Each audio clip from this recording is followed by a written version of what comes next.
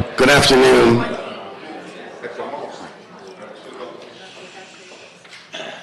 I am Gil Cedillo. We have a quorum. We are prepared to start. Mr. Spindler, you're up first. We'll have public comment, 3 minutes. Ms. Ramirez, you are next, and Mr. Weiss, you are to follow. Please feel free to join us up here. We want the staff to, perhaps staff could step out for a minute and work that out. All right. Feel free to work that out. We've got 10 minutes of public comment. And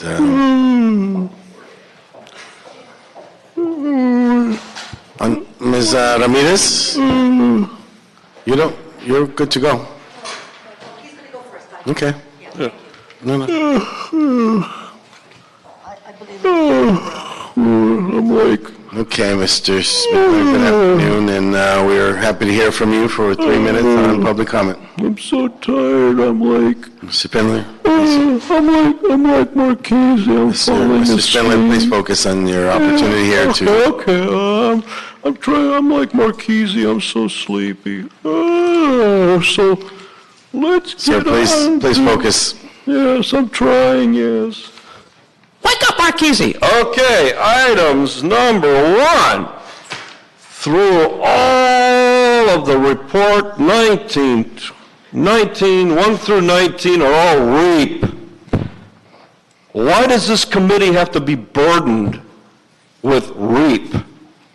The reason that we have to be burdened with REAP is because Herb Wesson made a rule to limit our public comment at regular council meetings so we don't get to speak at REAP events, and Marchese's nodding his head, and that's the reason why you guys have to be burdened with 19 items today, because Herb Wesson and little short dick Herb Wesson has got to make a rule to put REAP in a committee meeting instead of on the council floor pursuant to the Brown Act.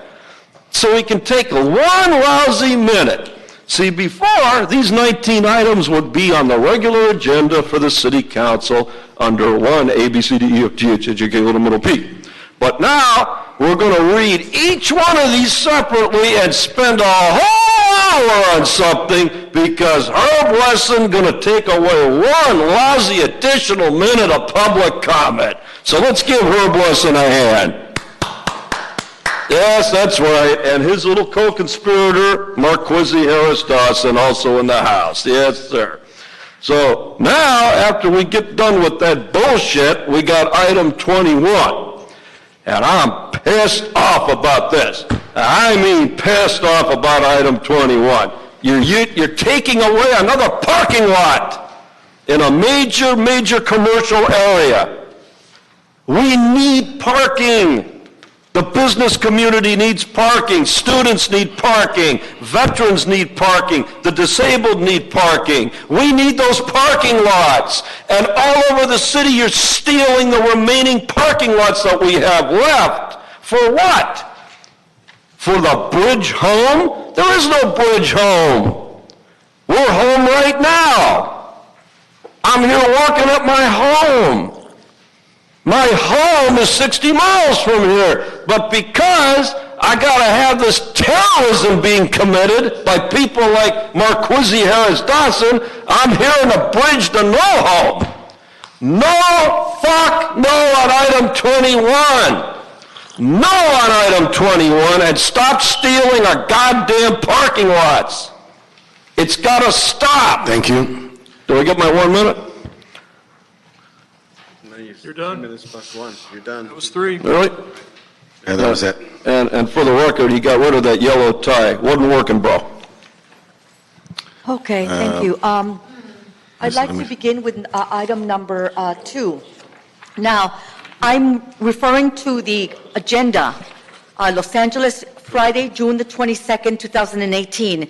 And here it says that the Planning and Land Use Management Committee, we're going to give, I'm going to read it. It says the Los Angeles Department of Building and Safety to report with policy recommendations for granting automatic extra time to correct code violations and deferral of associated liens if the property owners are deployed military personnel. So if REAP is if any of the military veterans are involved with REAP, I would like to see them given extra time. If any of these homeowners are military veterans, I would like to have them, for the record, extension of time.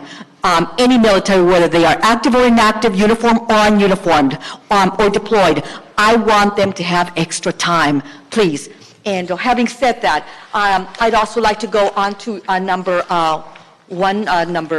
21. And 21, the department, I guess I don't drive, not because I can't, and not I have a perfect driving record. It's just that I'm homeless by design, gang stalked. So there's my shopping cart. I don't need a parking lot. So I'm sorry for your plight, Spindler. And 22, economic survival. Listen here. I'm pissed off because we're too busy going and doing all this outreach, tenant outreach, economic survival for these wetbacks and gangbangers, but whoever did outreach for the middle-class, legal law-abiding citizens and our beloved military veterans who are homeless today? Who did any outreach to help us? There is none, and there is no legal protection for any of us. We're fucked and we're screwed, and we're living on the streets because we stand on the rule of law. And having said that, I am homeless, and I saw in El Pueblo the trailers, and the trailers that are going to be used for homeless people, we are told that you have to be mental and homeless. Well, I know I'm not mental. I do curse some, but I know I ain't mental, and I'm not going to sign up as a mental because I know I have no mental problems other than I get pissed and mad every now and then, and that doesn't mean I'm a mental. So I now am told by La Hasa, you have to be mental in order to qualify to live in one of those trailers or any home. I said that is rather discriminatory, bigotry, and downright unlawful. So are you telling me that people who are not mental are going to stay on the streets for the rest of their fucking lives? It's absurd. So again, La Hasa is pumping that you got to be mental to live in the trailers at El Pueblo. God help us. God bless America. Thank you. Sir, thank you for your patience. Thank you, Councilman. Patience of Job, you have. Councilman, I handed out, you don't have it in front of you, but you will. I'm here to basically publicly lobby and request you ask for your name on a sponsorship of a motion that I'm giving you. Basically, the purpose of the motion is to give tenants who are living in buildings that are going to be demolished the same protection that tenants currently have under 1295.2, and I've given you a copy of 1295.2, and specifically to have any person who is wanting to demolish and develop submit a list of planning of all of the tenants and how their tenants basically are going to be taken care of under the law in terms of relocation services and relocation monies. There are a lot of unscrupulous people out there, and the thing that motivated me is my circumstance here in Mr. O'Farrell's district with a single-family home that was a Rackham and Stackham boarding house, and that's, by the way, another problem. Next to a duplex, they had 33 people basically in these two properties, Councilman, and they could have taken care of them. Unfortunately, housing, even though they went out to inspect, when you live in properties for over 30 days as your primary residence, they're supposed to be registered with rent control. Housing never forced the issue. This single-family residence was converted to a boarding house, never properly licensed. It was an invitation to what happened was you have, again, lower middle-class people, but working people basically ended up on the street, notwithstanding, and unlike, by the way, the situation in Mr. Marquis Harris Dawson's district, 7715 South Crenshaw, where he took care of his people.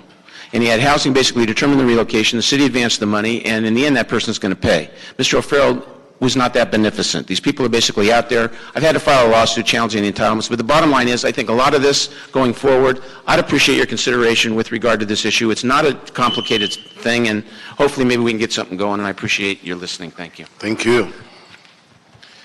Okay, that completes public comment. I'm here to speak on item number 24. Would that happen now or when you get to 24? Thank you.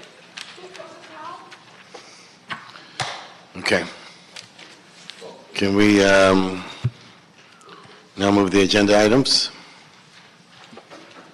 Yes? All right.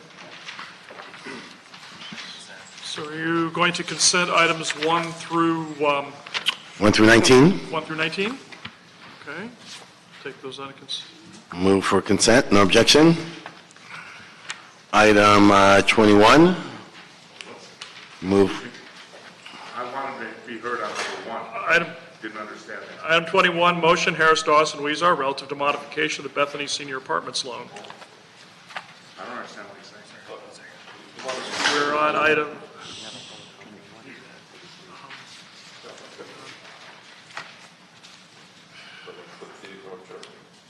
Let's see here. We apparently do have a comment on item 1. Do you wish to go to item 1 then, sir?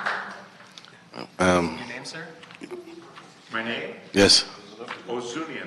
It's number one. I went to the kiosk. All right. Good. Sometimes people place fake names, so What the hell? You want to speak? Yes. Please come up. I think it's a fake name. What are you nuts? They call it fucking card. Mr. Spindler, you've had your opportunity to speak. Please I have 3 refrain your minutes. comments. No. 1 minute. 1 minute? Correct. 1 minute per item. Okay. This concerns 758 North Cherokee Avenue. Apparently the Housing Department has acted sua sponte in seeking to remove this matter from REAP. I am the owner. I made no request. I objected to the matter ever going into REAP. And my purpose right now is to advise the council that this matter went to REAP on the sole grounds that I sought a permit to change a water heater, which was already there for 10 years when SCEP made its investigation. And I was denied that permit, not denied, but the permit was revoked. And the City of Los Angeles is violating Business and Professions Code 7044A1B. You own property, you don't have to live there, you're entitled to a permit. I'm in contact right now with the state of California on this issue, and I wanted to be on the record. Okay, and your item has been removed from REAP, so congratulations. That's your doing.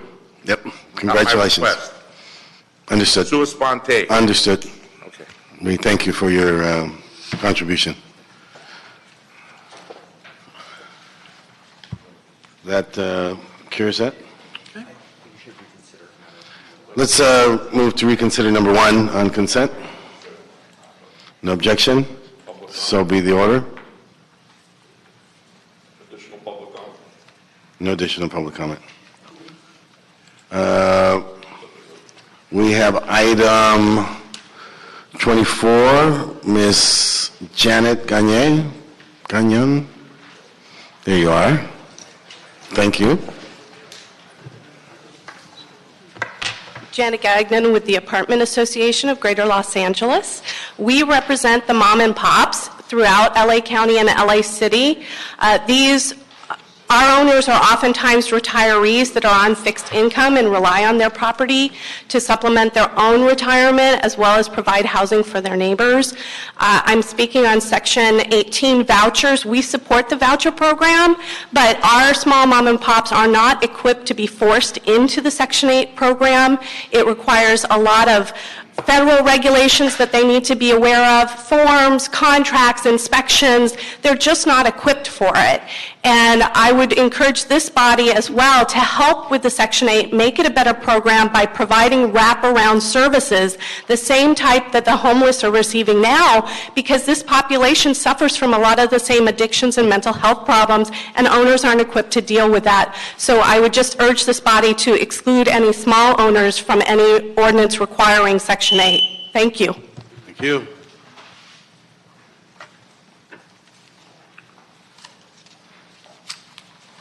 Okay, we're moving that on consent. Mr. Chair, which item would you like to go to? Item 24, move on consent. It's my, Okay, item 24, moved on. Very good. so be the order. Item 20. We want to continue that item for 90 days. Okay,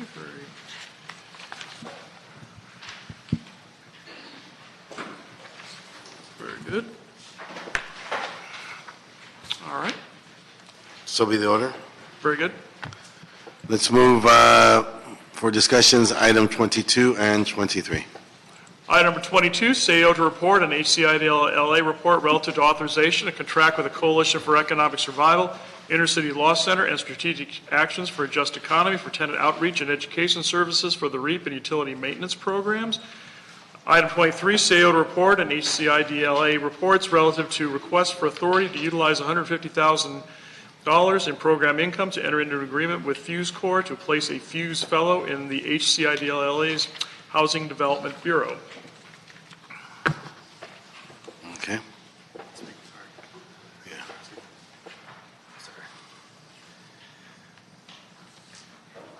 We have Luis Cabrales and Clemente Franco.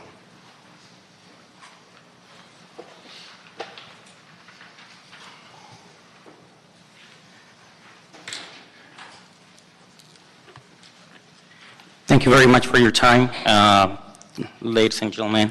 Thank you for the opportunity. I am Luis Cabrales.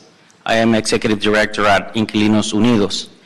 Inquilinos Unidos has been part of the Rent Escrow Account Program, REAP, since it was originally created. In 1988, IU was one of the few housing advocates who worked with the city, the housing department, to create REAP. Since then, since 1997 specifically, IU has worked with the housing department to provide outreach, education, supportive services, referrals to thousands of tenants in REAP buildings. For the last 2 years, Inquilinos Unidos has had the highest tenant and building participation score among the 4 current REAP contractors. Currently, the REAP contract composes 43% of our annual budget. Excluding us from this program due to a technical anomaly will have a negative impact on the quality of life of thousands of families who rely on Inquilinos Unidos for the tools that help them demand safe, affordable housing. As you may be aware, each year, more than 50,000 tenants are evicted in Los Angeles County alone. Those are just the cases that we know about, cases that ended up in court. At Inquilinos Unidos, we see approximately 4,000 to 5,000 families each year. Your time is past. I appreciate your comments, and I'm well familiar with your work, as you know. Thank you, sir. Okay. Yes, Sir, Mr. Franco. Thank you very much, Councilman. Thank you very much for your time. I just want to say that, but for a technicality, Inquilinos Unidos would have been one of the REAP contractors. And it's a bit ironic that it happened as a result of the Business Inclusion Program, which was part of Antonio's attempt to include more minority organizations and minorities as subcontractors for the city. We have been a REAP contractor for about 20 years now. Each time it has been up for request for proposal, we have submitted and have been awarded a contract. We are one of 4 organizations that applied, the only one that didn't get it, and the only one that has a minority executive director.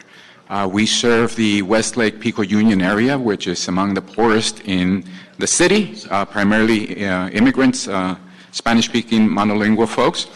And so I think it would be a great loss for the city not to have Inquilinos Unidos.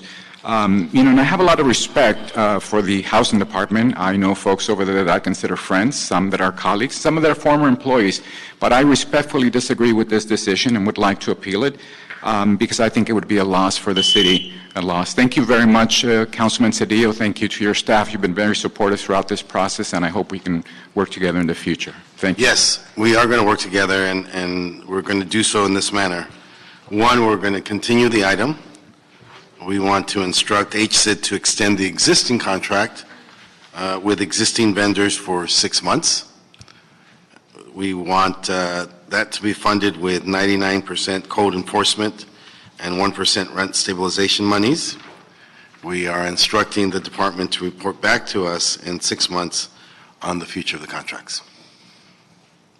So that's the resolution for the moment on this.